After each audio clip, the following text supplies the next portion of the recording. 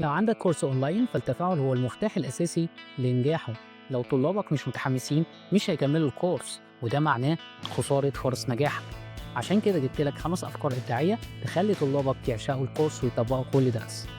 رقم واحد، ورش عمل تطبيقية، مش مجرد شرح نظري. نظم ورش عمل تفاعلية يطبقوا فيها الدروس عملية، زي تحديات أسبوعية.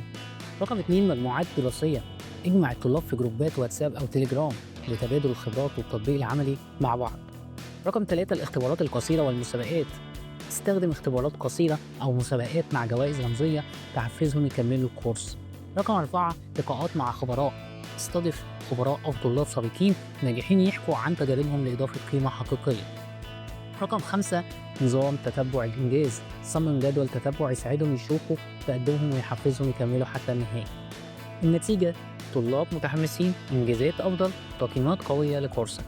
لو عندك كورس وعايز أفكار أكتر وإزاي توصل لجمهورك، اكتب في التعليقات أو الرسائل، مهتم هبعت لك دليل متكامل بالأفكار اللي هتساعدك في نجاح كورسك.